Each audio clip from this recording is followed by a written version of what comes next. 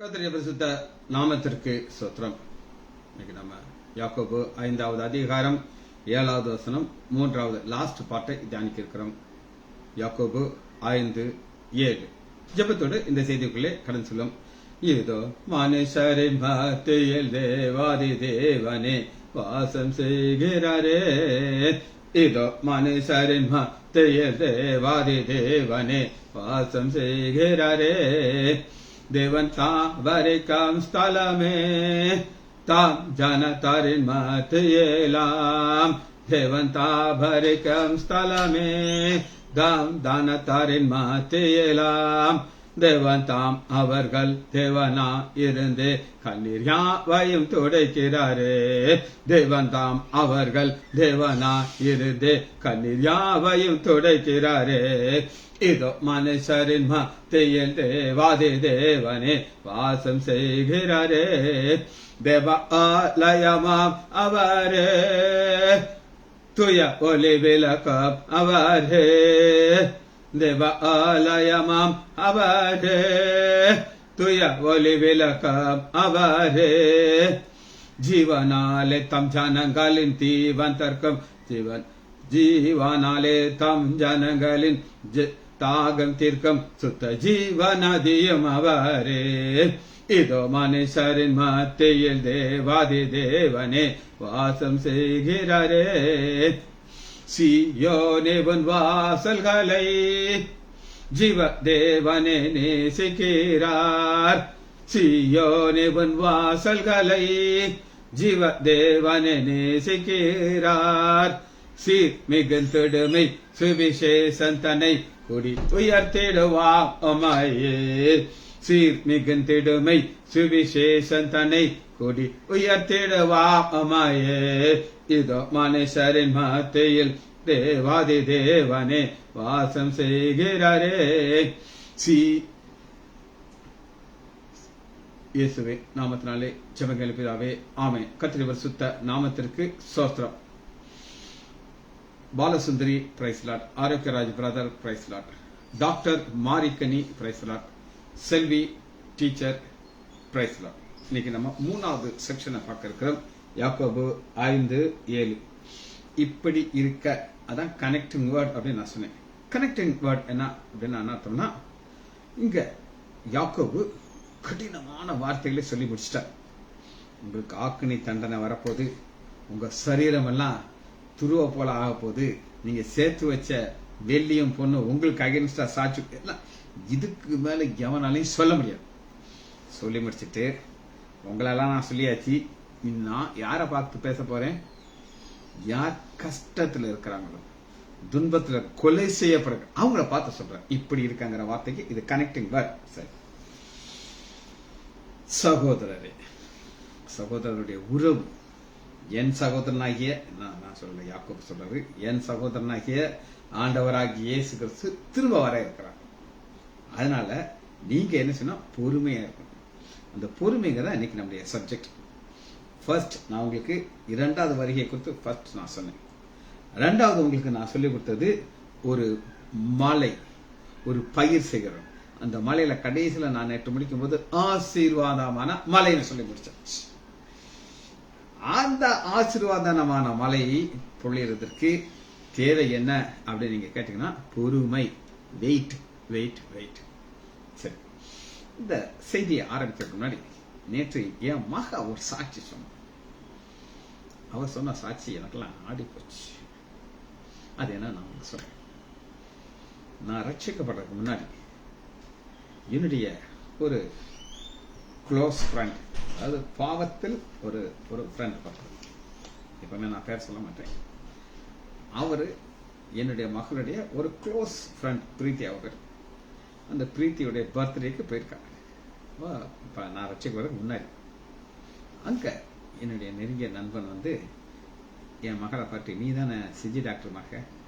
ஆமா அங்கிள் அப்படின்னு சொல்லியிருக்காரு. நீயே உங்க அப்பா உன்னை ஏமாத்துறான், அதான் ஃபர்ஸ்ட் சொல்லியிருக்க. உங்க அப்பா உடனே ஏமாத்தலாம். ஒண்ணுமே சொல்லல. அதை எப்படி எக்ஸ்பிளைன் பண்றேன் அப்படின்னா, எல்லாருமே உங்க பெரியப்பா ஃபாரின் பிள்ளையை கூட்டு போறாங்க, சித்தப்பா அமெரிக்கா கூட்டிட்டு போறாங்க, உங்க அப்பா உன்னை எங்கேயாவது ஃபாரின் கண்ட்ரி கூட்டிட்டு போயிருக்கானா அப்படின்னு கேட்டிருக்காரு. ஒண்ணுமே சொல்லல. நீ வீட்டுல போய் உங்க அப்பாட்ட போய் அழுதுகிட்டே இரு. உங்க அப்பா உன்னை ஃபாரின் கூட்டு போறவர் நீ அழன்னு பார்த்துக்கோ. நீ நான் சொன்னேன்னு சொல்லிட்டு அவன் பேரையும் சொல்லிட்டான். இவளும் சரி அங்கிள்னு சொல்லிட்டு, ஏன் மக அவங்களுக்கு தெரியும், அவளுக்கு அளவும் தெரியாது, என்கிட்ட சொல்லவே இல்லை இந்த மேட்டர்லாம். இப்ப நேத்தான்ட்ட சொல்றான். அப்புறம் என்ன நடந்தது அப்படின்னு கேட்டீங்கன்னா, அவன் +2 முடிக்கிறா. அப்ப என் தம்பி சொன்னாரு, நான் டீனாவை ஃபாரின் கூட்டிட்டு போட்டா அப்படின்னு கேட்டான். அப்ப நான் ரட்சிக்கப்பட்டுட்டேன். 2000 அவன் சொல்லும்போது ரட்சிக்கப்படுறதுக்கு முன்னாடி, ரட்சிக்கப்பட்ட உடனே அப்ப நான் கையில பைபிள் வச்சிருக்கேன். இந்த ரவுண்ட் ஒரு ஜீசஸ் லவ்ஸ் யூ அப்படின்னு சொல்லி ஒரு பேட்ச் மாதிரி அதெல்லாம் வெளியே போக மாட்டேன். அந்த நேரத்தில் என் தம்பி சொன்ன உடனே அவன் எல்லாமே ரெடி பண்ணி கொடுத்துட்டான். நான் என் மக 2 பேரும் எம்பசிக்கு போறோம். போய் கியூல நிக்கிறோம். போனா கியூவே காணும். வழக்கமா கியூ பயங்கரமா இருக்கும். கியூ அன்னைக்கு ஆண்ட்ராய்டு மாத்தி போட்டோம். நான் அந்த செக்யூரிட்டிட்ட நான் அந்த பைபிளை கொண்டு போகலாமா அப்படின்னு கேட்டேன். திறந்து பார்க்கறேன், இங்க உள்ள கத்தி வச்சிருக்கான். உள்ளிலே கொடுத்துட்டேன். போய் நானும் என் மகளும் உள்ள போயிட்டே இருக்கும்போது உள்ள நிறைய உட்காந்துக்கிறாங்க. கடைசிக்கு போறோம். ஒரு செக்யூரிட்டி எங்களை 2 பேரையும் கூப்பிட்றேன். சார் இங்க வாங்க சார் அப்படின்னு சொன்னேன். இங்க ஒரு கேப் இருக்கு, இங்க உட்காருங்கன்னு சொன்னேன். என்னது கேப் இருக்கு உட்காருங்க? நான் உட்கார்ந்தா என்னை எல்லாம் திட்டி லாஸ்ட்டுக்கு அனுப்பிப்பாங்க. எனக்கு அந்த செக்யூரிட்டி யாருன்னு தெரியாது. ஆண்டவர் அங்கேயே ஒரு கிரியை செய்ய ஆரம்பிச்சிட்டார். என் மகா ஃபாரின் போகணுங்கிறத அவனுடைய பிளானுக்குள்ள வந்துருச்சு. சும்மா இருப்பாரா? இவ பொறுமையா இருந்தா வாய் திறக்கல. கரெக்டா நடுவில் உட்காரச்சாச்சு. அப்ப நான் பைபிளை வாசிக்கிட்டு இருக்கேன். பக்கத்துல ஒரு அம்மா, அது எழுத படிக்க தெரியாது. ஸோ என் மகிட்ட கேட்கறேன். அவங்க என் மகன் அந்த ஃபார்மெல்லாம் ஃபில்அப் பண்ணி கொடுத்துட்டு இருக்காங்க. அந்த என்ட்ரன்ஸ்ல உள்ள இன்டர்வியூ எடுக்கிற இடத்துல யாருமே அலோட் கிடையாது. என் மகன் மட்டும் உள்ள போய் சில கேள்வியை கேட்கறாங்க. நீ திரும்ப வருவியா இல்ல அமெரிக்கால இருந்துருவியா அப்படின்னு கேட்டேன். என் மகன் சொல்றா, எங்க அப்பா அம்மாக்கு நான் ஒத்த பிள்ளை. எங்க அப்பா அம்மாவுக்கு வேற பிள்ளையே கிடையாது. அவங்களுக்கு அவங்க இல்லாம என்னால இருக்க முடியாது, நான் இல்லாம அவங்களால இருக்க முடியாது. எனக்கு அவ்வளவு என்னுடைய பேரண்ட்ஸ் மேல ஒரு அட்டாச்மெண்டோட இங்க இருக்கேன். என்னால அங்க தனியா இருக்கவே முடியாது. எங்க சித்தப்பா வெக்கேஷன் கூப்பிட்டுருக்காரு. முடிஞ்ச உடனே நான் எவ்வளவு சீப் என்னால வராம காலேஜ் நான் போகணும். மெப்கா இன்ஜினியரிங் காலேஜ் நான் ஜாயின் பண்ணணும். உடனே டைம் போட்டு கொடுத்தாச்சு. அது முந்தின வருஷம் எங்க அண்ணி அப்ளை பண்ணாங்க. அவங்களுக்கு ரிஜெக்ட் ஆயிடுச்சு. ஸோ என் மக அந்த என்னுடைய நெருங்கிய நண்பன் மகளை பம்ப் பண்ணிட்டு இருக்கான். நீ சண்டை போடு. பொறுமையா காத்துக்கிட்டு இருந்தா. அந்த பொறுமையா காத்திருக்க ஆண்டவளம் அமெரிக்கா போறது. அது என்ன ஒரு பெரிய ஆச்சரியம் அவன் சொல்றான். அவன் கடைசியில சொல்றான், சிங்கப்பூருக்காக உங்க அப்பாவை கூட்டு போ சொல்றாங்க. ஆனா இந்த பிளைட்டு சிங்கப்பூர்ல ஒரு 1 hour உட்காந்துச்சான். அதை பார்க்கும்போது நினைச்சாலும் நான் நினைக்கவே இல்லை, என்னை இந்த இடத்துல ஆண்டவர் கொண்டு வந்து உட்கார அப்படின்னு. அமெரிக்கா போனான். அமெரிக்கால அப்படி என் தம்பி ஒவ்வொரு இடமா கூட்டிட்டு போய் என் மகளை காட்டினான். கடைசியில கூட 1 மாசம் எக்ஸ்டென்ஷனும் இருந்துச்சு. எல்லாம் எதுக்காச்சுன்னா பொறுமை. அன்னைக்கு என்னுடைய ஒரு மோசமான நண்பன் கொடுத்த ஆலோசனைப்படி சண்டை போட்டிருந்தாருன்னா இத்தனையும் கிடைச்சிருக்காரு. சரி, இப்ப செய்திக்குள்ள இங்க 2 தடவை பொறுமையை நம்ம பார்க்கலாம். யாக்கோபு 5வது அதிகாரம் 7வது வசனத்துல இப்படி இருக்க சகோதரரே, கர்த்தர் வருமுறை நீடிய பொறுமை இருக்கு. பொறுமை வேற, நீடிய பொறுமை வேற. இங்க ஒரு நண்பர் இங்க இருக்கிறார். அவர் பேர் ஆரோக்கிய ராஜ். இவருக்கு பொறுமை இருக்காது. நான் கொஞ்சம் லேட் ஆயிடுச்சுனா, அதாவது சொன்னேன்ல, நான் ரொம்ப பாரத்தோட அந்த ஊழியத்தை செய்வேன். இங்க இருக்கேன், டவர் இருக்குது, நான் மெசேஜ் ரெடி பண்ணி வச்சுட்டேன். இன்னைக்கு ஈவினிங் மெசேஜ் ஏற்கனவே நான் ரெடி பண்ணி வச்சாச்சு. அந்த நேரத்தில் சும்மா கதை விடுறதெல்லாம் கிடையாது. நீங்க நிறைய பேர் வர மாட்டேங்க, அது எனக்கு பிரச்சனையே கிடையாது. யார் வந்தாலும் நான் மெசேஜ் கொடுத்துருக்கேன். ஆனா ஆரோக்கியராஜுக்கு வர்றதுக்கு பொறுமையா இருக்காது. போன் அடிப்பா, சார் எங்க சார்? அவருக்கு தெரியும் உங்க போதகர் ஊர்ல இருந்தா மெசேஜ் கொடுக்காம இருக்க மாட்டேன். சரி, இப்ப நம்ம செய்திக்குள்ள போகிறோம். இன்னைக்கு செய்தி தலைப்பு பொறுமை, நீடிய பொறுமை. எதுக்காக பொறுமையா இருக்கணும்? ஆண்டவராகிய இயேசு கிறிஸ்து வருகைக்க எப்படி இருக்கணும்? பொறுமையாக. சரி, முதல் வசனத்தை நம்ம பார்க்க போறோம். பொறுமையா இருக்கிறது ஃபர்ஸ்ட் இது நம்முடைய ஆண்டவராகிய இயேசு கிறிஸ்து இதை எப்படி சொல்லிக் கொடுத்திருக்கிறார் அப்படின்னு நீங்க கேட்டீங்கன்னா முதல்ல எடுத்துக்கொள்ளுமா. லூக்கா 8வது அதிகாரம் 15வது வசனம். லூக்கா 8:15. நல்ல நிலத்தில் விதைக்கப்பட்ட வசனத்தை கேட்டு. இப்ப நல்ல நிலத்தில் விதைக்கப்பட்ட வசனம், பொறுமை, நீடிய பொறுமைங்கிற ஒரு வார்த்தை உங்க இருதயம் நல்ல நிலமாக இருக்கும். அதான் மேட்டர். அந்த நிலம் சரியில்லைன்னா இந்த வசனை கிரியை செய்யாது. அதை உண்மையும் நன்மையுமாக இருதயத்திலே காத்து பொறுமையுடன் பலன் கொடுக்க இருதயத்துக்குள்ள அது வந்துடும். வந்து வெயிட் பண்ணணும். எப்படி என் மக சண்டை போடியா அப்படின்னு சொல்லி கேட்டதுக்கு பொறுமையா காத்திருக்க ஆண்டவர் ஒரு அருமையான ஆசீர்வாதத்தை அவர் கொடுத்தாரு. அது போல இந்த வசனம் என்ன சொல்லுன்னா, நல்ல நிலம், உங்க இருதயம் எப்படி நல்ல நிலமாக இருக்கணும். நல்ல நிலத்துக்குள்ள வசனம் வந்துருச்சுன்னா அது என்ன வசனம் வரும் அப்படின்னு நீங்க கேட்டீங்கன்னா, உங்களுக்கு பொறுமையா இருக்கும். கஷ்டப்படுறீங்க, எஸ், இல்ல நான் சொல்லல. உங்களை பணக்காரங்க கொலை செய்யறாங்க, இல்ல நான் சொல்லல. நீங்க வேலை செய்றீங்க, சம்பளமே கொடுக்க மாட்டேங்க, இல்லன்னு சொல்லல. ஆனா உங்களுக்கு என்ன தேவைன்னா, அது உண்மையும் நன்மையுமான இருதயத்திலே காத்து.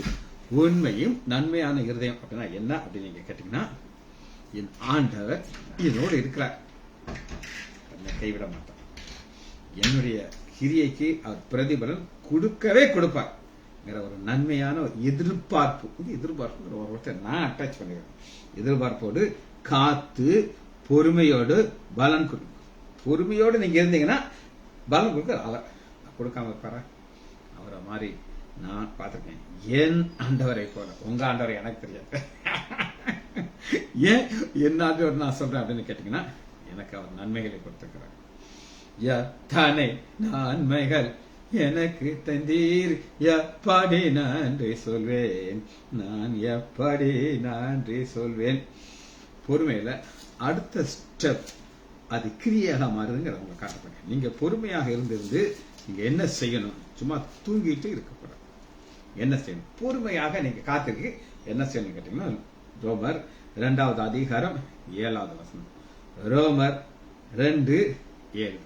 பொறுமையாக இந்த பூமியில ஆண்டவராக இயேசு கிறிஸ்து வருகிற வரை நீங்க என்ன செய்யணும்?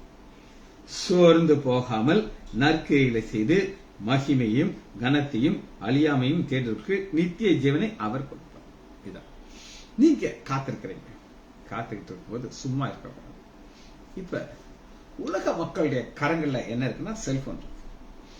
எப்ப நேரம் கிடைச்சாலும் அதுக்குள்ள பார்த்து பார்த்து பார்த்து ஸ்டான்லி, உங்களுக்கு எல்லாருக்கும் தெரியுமான்னு தெரியல, அவர் மூலமாகத்தான் இந்த பேசிக்கான பைபிள் நாலேஜ் எனக்கு கிடைச்சது.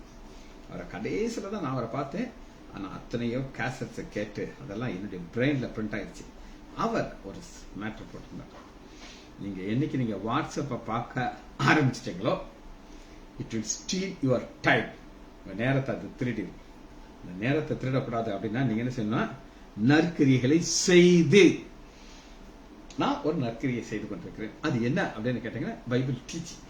வேதத்தை நான் போதிக்கிறேன். 1 verse at a time. இதுதான் என்னுடைய கான்செப்ட். ஆனா இந்த ஒரு வசனத்தை நான் 3 நாளாக சொல்ல வேண்டியது. ஏன்னா அதுக்குள்ள அவ்வளவு சத்தியத்தை ஆவியானவர் வச்சிருக்கிறேன். இந்த பொறுமைங்கிறது இன்னைக்கு உலகம் எப்படி இருக்குன்னா, ஒரு ஃபாஸ்ட் வேர்ல்ட். இன்ஸ்டன்ட் காஃபி கேள்விப்பட்டிருக்கீங்களா? Ness coffee, Bru coffee. அதை ரசிச்சு குடிப்பேன். டிகாஷன் காஃபி எனக்கு பிடிக்கும். நெஸ் காஃபி, ப்ரூ காஃபி இவ்வளவு கொண்டு போட்டா அப்படி சூப்பரா வந்துடும். நாங்க சின்ன பசங்களா இருக்கும்போது எங்க வீட்டுல கருப்பட்டி காப்பி தான். எங்க நாகர்கோவில இருந்து எங்க பாட்டி வீட்டுல இருந்து கருப்பட்டி வரும். கருப்பட்டியில எங்க சமயக்காரமா செஞ்சு வச்சிருக்கோம். அன்னைக்கு அதை குடிச்சோம். அதுக்கப்புறம் தான் இந்த நெஸ் காஃபி வந்துச்சு, ப்ரூ காஃபி. கொஞ்சம் போல குடிச்சோம். அந்த டேஸ்ட் எங்களுக்கு, அம்மா எங்களுக்கு இந்த கருப்பட்டி காஃபி வேண்டாம், ப்ரூ காஃபி கொடுக்குமா நாங்கெல்லாம் கெஞ்சுவோம். அம்மா அப்போ கொடுப்பாங்க. அப்ப எல்லாமே இன்ஸ்டன்ட் ஆயிடுச்சு. Instant biryani, instant dosa. ஒண்ணுதான் இன்ஸ்டன்ட்ல கிடைக்காது. அது என்ன? பிள்ளை. அது 10 மாசம் அம்மா வயிற்றுல இருந்துதான் அது வரணும். அதுபோல சோர்ந்து போகாமல் நற்கிரிகளை செய்து மகிமையும் கனத்தையும் அழியாமையும் தேடுகிறவர்களுக்கு இது ஒரு கூட்டம். அவங்களுக்கு எதை தேடுறாங்க அப்படின்னு கேட்டீங்கன்னா, ஒண்ணு மகிமை. அது என்ன மகிமை அப்படின்னு கேட்டீங்கன்னா, நம்முடைய ஆண்டவராகிய இயேசு மகிமை புரிந்தவராக. 2வது மேகங்களோடு வர இருக்கிறார். அந்த மேகங்களோடு வரும்போது நம்மள அந்த மேகத்தோடு போய் பரலத்தை கொண்டு வருவார். இதுதான் ஃபர்ஸ்ட் மகிமை. ரெண்டாவது கனம். கனம்ங்கிறது என்ன அப்படின்னு நீங்க கேட்டீங்கன்னா, இன்னைக்கு நம்மளை கனப்படுத்தி இருக்கிறார். ஒவ்வொரு காரியத்திலையும் கனப்படுத்தி கனப்படுத்தி கனப்படுத்தி இருக்கிறார். அது இங்க உங்களுக்கும் ஆண்டவருக்குள்ள உறவுல தான் அது வரும். அழியாமை. இன்னைக்கு நீங்க காணக்கூடியது எல்லாம் அழிஞ்சு போயிடும். இந்த போன் அழிஞ்சு போயிடும், நீங்க இந்த பாக்குற வீடு அழிஞ்சு போயிடும், என்னுடைய சரீரம் அழிஞ்சு போயிடும், எல்லாமே அழிஞ்சு போயிடும். ஆனா அழியாமைங்கிற ஒரு உலகத்திற்குள்ள ஆண்டவர் நம்மளை கொண்டு போயிருக்கிறார். அதுக்கு நம்ம விசுவாசத்தின் ஆவி தேவை. விசுவாசத்தின் ஆவியோட இருந்து வெயிட் வெயிட் வெயிட். அப்படி இருக்கும் பொழுது நமக்கு என்ன ஆசீர்வாதத்தை அவர் கொடுப்பார். நெக்ஸ்ட் ஸ்டெப்புக்குள்ள போகிறோம். கொலேசியர் 1:10. கொலேசியர் 1:10. அந்த நற்கிரியை பவுல் கொலேசியர் சபைக்கு எழுதும்போது எப்படி எழுதுகிறார் அப்படின்னு கேட்டீங்கன்னா, கொலேசியர் 1:10 சகல வித நற்கிரியலாகிய கனிகளை காணி. ஆண்டவர் சொல்றாரு, நல்ல கனிகூடாத மரங்கள்லாம் வெட்டுண்டு அக்னியில படும். ஒரு திராட்சை தோட்டம், அதுல ஒரு அத்தி மரத்தை வச்சுட்டார். அந்த அத்தி மரத்தை வச்சுக்கிட்டு அது கனியே கொடுக்கல. ஆண்டவர் பார்த்துக்கிட்டே இருக்காரு, பிதா பார்த்துக்கிட்டு இருக்காரு. தோட்டக்காரன் சொல்றாரு, ஆண்டவராக இயேசு கிறிஸ்து, வெட்டி போட இந்த சுஜித் லைசன்ஸ்ங்கிற முட்டா பையில வெட்டி போடு. வாழாக்கிட்டு இருக்கான், கோபம் இருக்கு. இவனை டாக்டர் ஆக்கி லைசன்ஸ் ஆஸ்பத்திரியில் ஒரு முக்கியமான போஸ்ட்டை கொடுத்து அவனை ஆர்த்தோபெடிஷன் சொல்லி ஒரு குப்பை பயலுக்கு ஒரு டிகிரியும் கொடுத்து பாவத்திலே கிடக்கிறான் அப்படின்னு சொல்லி தோட்டக்காரர் நம்முடைய ஆண்டவராக இயேசு, வேண்டாம்ப்பா வேண்டாம்ப்பா வேண்டாம்ப்பா, இன்னும் 1 வருஷம் கொடுங்க டைம், நான் கொத்தி களைய போடுறேன், இது கனி கொடுத்தா சரி, இல்லைன்னா வெட்டி போட்டுறேன். ஆனா 2000 அவர் கிருபையில அவருடைய பார்வை மேல விழுந்துச்சு. அன்னையில இருந்து இன்னைக்கு வர நற்கிரியை நான் பண்ணிட்டு இருக்கேன், நான் விசுவாசிக்கிறேன். எனக்கு தெரியாது. பாப்போமா? சகல வித நற்கிரிகளாகிய கனிகளை தந்து தேவனை அறிகிற அறிவிலை விருத்தி அடைந்து. தேவனை அறிகிற அறிவில் விருத்தி அடைந்து. இன்னைக்கு சாயங்காலம் ஒரு செய்தியை நான் உங்களுக்கு கொடுத்து கொண்டே இருக்கேன். எத்தனை பேரும் உங்களுக்கு அது போன வாரம் பார்த்தீங்கன்னு எனக்கு தெரியாது. நான் பார்த்தேன். நான் ஏன் கண்டுக்கிட மாட்டேன்னா, விதைக்கிறது என் வேலை, தண்ணீர் பாய்ச்சறது அவர் வேலை, விளைய செய்வது தேவன். ஆனா உங்கள்கிட்ட கணக்கு கேட்பார். அவரு போன வாரத்தை ஒரு தொடர்ச்சியை நான் சொல்ல போயிடும். தொடர் செய்தி தான், தொடர் செய்தியே ஒரு தொடர்ச்சி. சாயங்காலம் வெயிட் பண்ணிட்டு வர்றவங்களுக்கு அந்த ஆசீர்வாதம். ஏன்னா நம்ம ஆண்டோடைய வல்லமையை நம்ம பார்க்கிறோம். பவர், ஒரு ஆசம் காரியத்தை அவர் செய்கிறார், பயங்கரமான காரியத்தை செய்கிறார். பயங்கரமான காரியத்தை ஒவ்வொருத்தருக்கும் வேற வேற வர மாதிரி செய்கிறார். நம்ம பார்த்துக்கிட்டு இருக்கோம். எகிப்துல ராணுவத்திற்கு வேற, அவரு பிள்ளைகளுக்கு ஆனா ஒரே கடவுள் தான். யுத்தத்துக்குள்ள உள்ள வந்துருவாரு, அலறிடுவாங்க, உங்க பாருயா இஸ்ரேல் தேவன் யுத்தத்துக்கு வந்துட்டாரு அப்படின்னு சொல்லி. பிலிஸ்தியருக்கு வேற, அவங்களுக்கு மூல நோயை வர வச்சுருவாரு. அங்கே அலறிடிச்சு, ஐயோ இந்த பரிசுத்தமான தேவன் மூலம் நம்ம எப்படியா நிக்க முடியும் கேட்கறாங்க. இன்னைக்கு நம்ம பார்க்க போறது ஒரு அடையாளம். சரி, அதை இப்ப நான் செய்தி கொடுத்தேன்னா அப்புறம் இது முடிக்க முடியாது. இப்ப நம்ம பார்க்கிறோம், தேவனை அறிகிற அறிவிலே விருத்தி அடைந்து. அப்ப அதே தேவன் தான் நமக்கு வேற, அவங்க இது ஒரு அறிவு, நாலேஜ். கர்த்தருக்கு பிரியம் உண்டாக அவருக்கு பாத்திரராய் நடந்து. பாத்திரம், இன்னைக்கு இந்த பாத்திரம் ரொம்ப ரொம்ப முக்கியமான ஒரு வார்த்தை. இன்னைக்கு நம்மள ஆண்டவர் தெரிந்து கொண்டார், பிள்ளைகளாக தெரிந்து கொண்டார்.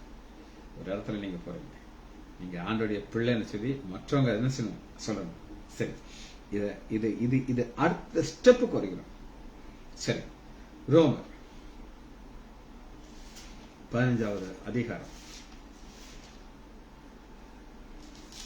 4வது. ரோமர் 15:4. வேத வசனத்தால் உண்டாகும் பொறுமையினாலும் ஆறுதலினாலும். வேத வசனம் என்ன நமக்கு பொறுமையும் ஆறுதலும் கொடுக்குது அப்படின்னு கேட்டீங்கன்னா, நம்முடைய ஆண்டவராகிய இயேசு கிறிஸ்து வருவார். சரி, நான் எப்பவுமே நினைப்பேன், நல்ல வேலை ஆண்டவர் 2000 முன்னாடி வரல. அவரு மட்டும் 2000 முன்னாடி வந்திருந்தாருன்னா முதல்ல என்னைய இருப்பார். அப்பா, இவனோட மோசமான பாவிய உலகத்திலே பார்க்க முடியாது. 2000 முன்னாடி வராம 2000 என்னை ரட்சித்து கொஞ்சம் கொஞ்சம் கொஞ்சம் கொஞ்சம் ஆசீர்வாதங்கள் நான் இருந்து ஒரு சிலருக்கு என்னால் ஆசீர்வதிக்கப்பட்டிருக்கிறேன். அவங்களுக்கு நான் நன்மைகளை செய்கிறேன். எல்லாரும் என்னால் செய்ய முடியாது. ஒரு சிலருடைய தேவைகளை நான் சந்திக்கிறேன், வசனங்களை போதிக்கிறேன். அதை நான் பொறுமையோடு நான் செய்கிறேன். எனக்கு பரலோகத்துல பலன் உண்டு நிச்சயத்தை வேத வசனத்துல உண்டாகும் பொறுமையினாலும் ஆறுதல். பொறுமையில இருந்தா தான் ஆறுதல் இருக்கு. ஏன்னா நம்முடைய தேவன் ஒரு ஆறுதலை கொடுப்பார். எப்ப கொடுப்பார் அப்படின்னு கேட்டீங்கன்னா, நாம் நம்பிக்கை உள்ளவர்களா இருக்கும்படிக்கு நம்பிக்கை, இந்த நம்பிக்கைய சாத்தா அசைச்சிடும். நீங்க எவ்வளவு பெரிய ஆளா இருங்க, போதகரா இருங்க, என்னதா இருங்க, வசனத்து மேல உங்களுக்கு நம்பிக்கை இல்லாம இருந்தானா சாத்தா உங்களை அசைச்சு விட்டுரும். முன் எழுதி இருக்கிறபடியே நமக்கு போதனை. அந்த போதனை என்ன அப்படின்னு கேட்டீங்கன்னா, நீங்கள் ஒருமனப்பட்டு நம்முடைய கர்த்தராகிய இயேசு கிறிஸ்துவின் பிதாவாகிய தேவனே ஒரே வாயினாலே மகிமைப்படுத்தும்படிக்கு. ஒரே வாயினாலே, ஒரே வாய்ங்கிறதா யாக்கோபு என்ன சொல்லுகிறாரு, உங்களுக்கு 2 நாவு இருக்கியா, ஒன்னுல துதிக்கிற, இன்னொன்று சபிக்கிற. ஒரே ஊற்று வந்து உப்பு தண்ணியும் நல்ல தண்ணியும் வருமா, அந்த கான்செப்டை தான் பவுல் சொல்லுகிறார். பொறுமையும் ஆறுதலையும் அளிக்கும் தேவன். இங்க அவர் தான் பொறுமையை கொடுக்கணும், அவர் தான் ஆறுதலையும் கொடுக்கணும். அவர் எப்ப கொடுப்பார், நீங்க வாசனத்து மேல் நம்பிக்கை இருக்கும். எனக்கு தாசை வரும் பர்வதம் நேராயன் கண்களை எடுப்பேன். ஒத்தாசை ஒவ்வொரு காரியமும் ஃபிக்ஸ் ஆயிடுச்சு. எல்லாத்தையும் ஆண்டவர் முன் குறிச்சிட்டார், ப்ரீ பிளான். அது எந்த டவுட்டும் கிடையாது. ஒருமனப்பட்டு நம்முடைய கர்த்தராகிய இயேசு கிறிஸ்துவின் பிதாவாகிய தேவனை பொறுமையும் ஆறுதலையும் அளிக்கும் தேவன் கிறிஸ்து இயேசுவினுடைய மாதிரி. கிறிஸ்து இயேசு அவர் சிலுவைக்கு போறதுக்கு முன்னாடி இயேசு கிறிஸ்து மரித்து உயிர் தந்த கிறிஸ்து இயேசு ரிவர்ஸ் வந்தது. கிறிஸ்து இயேசுவின் மாதிரியின்படியே நீங்கள் ஏக சுந்தரா இருக்கும்படி உங்களுக்கு ஏக சிந்தை. அந்த ஏக சிந்தைங்கிறது என்ன அப்படின்னு நீங்க கேட்டீங்கன்னா, ஆண்டவராகிய இயேசு கிறிஸ்து 7 படியில தன்னை தாழ்த்துகிறார். 7 படியில அந்த பிதாயத்தையே நான் உயர்த்துகிறேன். அது உங்களுக்கு ஒரு செய்தியா நான் கொடுத்தேன். இப்ப அதை பத்தி நான் இங்க சொல்லித்தர முடியாது. சரி, அடுத்த ஸ்டெப்புக்கு போயிடும். ரோமர் 8:24. ரோமர் 8:20.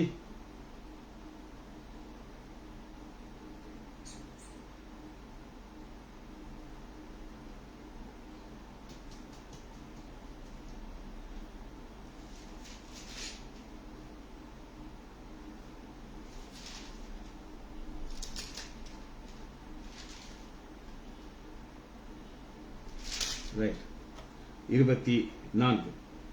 அந்த நம்பிக்கையினாலே நம்மள ஆண்டவர் முதல் பலனாக ஏற்றுக்கொண்டார். நமக்கு ஆவியின் புத்திரத்தை கொடுத்திருக்கிறாரு, புத்திர சுகாரத்தை கொடுத்திருக்காரு. இதெல்லாத்தையும் முடிச்சுக்கிட்டு அந்த நம்பிக்கையினாலே நாம் ரட்சிக்கப்படுகிறோம். காணப்படுகிறதை நம்புகிறது நம்பிக்கை இல்ல, ஒருவன் தான் காண்கிறதை நம்ப. நாம் காணானதை நம்பணும்னா எதை நம்ம பார்க்கல சொல்லுங்க. இயேசு கிறிஸ்துவின் 2வது வருகையை நம்ம பார்க்கல, ஆனா பார்ப்போம். காணப்படாத அரட்டோஸ். இங்க பவுல் ரொம்ப ரொம்ப தெளிவாக சொல்லுகிறார். அந்த நம்பிக்கையினாலே 23 வாசிங்க. அது என்ன நம்பிக்கை நான் உங்களுக்கு சொல்லணும். அதுவும் இல்லாமல் ஆவியின் முதல் பலனை அடைந்த நாமும் கூட நம்முடைய சரீர மீட்பாகிய புத்திர சுகாரத்துக்கு காது. சரீர மீட்பு. இந்த சரீரம் என்ன செய்யப்படும் அப்படின்னு கேட்டீங்கன்னா, நம்ம மறிச்ச உடனே, நான் ஏற்கனவே சொல்லிட்டேன், நம்மள ஃப்ரீசர் பாக்ஸ்குள்ள வைப்பாங்க. 100% உறுதி. அந்த ஃப்ரீசர் பாக்ஸ்ல கொஞ்ச நேரம் தான் வைப்பாங்க. அதுக்குள்ள நம்மள எங்க தூக்கி வச்சிருவாங்க, ஒரு பெட்டி இருக்கும். அந்த பெட்டியை ஒரு பயங்கரமான ஒரு சம்பவத்தை நான் சொல்றேன். எங்க அம்மா திடீர்னு இறந்துட்டாங்க விருதுநகர்ல. அவங்கள அடக்கம் பண்றதுக்கு நாங்க நாகர்கோவில் கொண்டு போனோம். அப்ப இங்க நாங்க சொன்னது ஒரு பெட்டி அவைலபிள் இருந்துச்சு, ஒரு பெட்டி. அந்த பெட்டியை கொண்டு வந்து அதுல நாங்க வச்சு எங்க அம்மாவை நாகர்கோவில் கொண்டு போய் அடக்கம் பண்ண. ரொம்ப கவலையோட எங்க அம்மா இறப்பாங்க நாங்க நினைக்கவில்லை. அண்ணன் ஊர்ல இல்ல, தம்பியும் கிடையாது. நான் எல்லாத்தையும் செய்ய வேண்டிய சூழ்நிலை இருந்துச்சு. இந்த ரூபாயெல்லாம் எப்ப யாரு பே பண்ணி கொடுத்தா கூட எனக்கு தெரியாது. அந்த பெட்டியில் அடக்கம் வந்தாச்சு.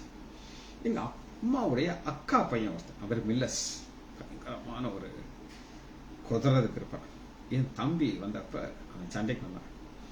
எங்க சித்திய நீங்க என்ன பெட்டியில வச்சு அடக்கம் பண்ணீங்கன்னு தெரியுமா அப்படின்னு கேட்டாங்க. என்ன பெட்டி? கள்ளி பெட்டி. மோசமான பெட்டியில தான் எங்க சித்தியை நீங்க அடக்கம் பண்ணீங்க அப்படின்னு சொல்லி கதறிட்டு இருக்கேன். அம்மா இறந்து போயிட்டாங்கன்னு. பொட்டி அவன் பார்த்துக்கிட்டு இருக்கான். அது என்ன பொட்டி பார்த்துக்கோங்க. அதனாலதான் நமக்கு எது முக்கியம்னா, எங்க அம்மா அந்த பொட்டிலே இருக்க மாட்டாங்க. அவங்க சரீரம் புதுசா கிடைக்கும், மீட்பு வரும். எனக்கு அவனுக்கு வருமானம் எனக்கு தெரியாது. ஆனா நாமும் கூட நம்முடைய சரீர மீட்பாகிய புத்திர சுயர் மரத்துக்கு காத்திருக்கிறோம். காத்திருந்து நமக்குள்ளே தவிக்கிறோம். இந்த தவிப்பு தான் இருக்கும். இதை விட்டுக்கிட்டு என்ன பற்றி நம்ம நெஹ்ரு இறக்கும் போது அவர் சந்தன மரத்தை வச்சுதான் எரிச்சாங்கன்னு சொல்லி நான் கேள்விப்பட்டேன். சாதாரண மரமெல்லாம் யூஸ் பண்ணல, சந்தன மரம். எங்க அம்மாவுக்கு சந்தன பெட்டில நாங்க வைக்கல, எங்களுக்கு அதெல்லாம் முடியாது. அன்னைக்கு எந்த பெட்டி கிடைச்சதோ அந்த பெட்டியில வச்சு கொண்டு போனோம். ஆனா முக்கியம் சரீர மீட்பு. அதனாலதான் 25 இந்த சரீரம் மீட்பு பெற்றுக்கொண்டு என்ன செய்யணும் அப்படின்னு கேட்டீங்கன்னா, காணாததை நம்ம நம்புறோம். இதை நம்ம பார்க்கல, இயேசு கிறிஸ்துவின் 2வது வருகையை பார்க்கல. ஆனா அது வரும், 100% வரும். அதை நீங்க எப்படி நம்பணும்? உறுதியாக நம்பணும். சரி, இதுக்கு பொறுமை மாத்திரம் காணாது. அடுத்து என்ன பொறுமைனா, 2 கொரிந்தியர் 6வது அதிகாரம் 4வது வசனம். 6:4 இப்ப மிகுந்த பொறுமை. பொறுமை வேற, மிகுந்த பொறுமை வேற. என்னை யாராவது ரொம்ப பேஷண்ட் நோண்டிட்டே இருந்தா பொறுமையா காத்துட்டு இருக்கேன்.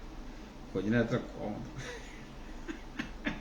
இவ்வளவு போதிக்கிறேன், நானு டென்ஷன் ஆயிடுவேன். ஒரு உதாரணத்துக்கு நான் சொல்றேன். ஒரு பேஷண்ட் தான், அந்த 64 வயசான். 60 வயசு நான் போட்டுட்டான். ஒரு கம்ப்ளைண்ட சொல்லியாச்சு, அதெல்லாம் நான் சரி பண்ணிட்டேன். நல்லா மருந்து கொடுத்தாச்சு, சரியாயிடுச்சு. செகண்ட் விசிட் வர்றாரு. 2வது வந்துட்டு என் கூட சண்டைக்கு வந்து நிற்கிறாரு. சார் எப்படி சார் 64 வயசு 60 ஆக்கலாம்? இது எதுக்குங்க கண்டுக்கிறீங்க? நான் உங்களுக்கு மருந்து கொடுத்துருக்கேன், வலி குறைஞ்சிருக்கலங்க. வலி குறைஞ்சது இருக்கட்டும் சார், உங்களுக்கு சரியா இருக்குமா வயசை குறைச்சா? மூஞ்செல்லாம் மாறி ஒரு மாதிரி கோவப்பட்டுக்கிட்டே இருந்தார். எவ்வளவு நேரம் அப்படி சொல்லிட்டே இருக்கிறது. பிறகு கோபம் வந்துருச்சு. அந்த சீட்டை கொடுத்து, எப்பா இருந்து நான் பார்க்க முடியாது, எங்க அண்ணன்ட்ட கூட்டிட்டு போப்பா அப்படின்ட்டு அந்த பாப்பாட்ட சொன்னேன்.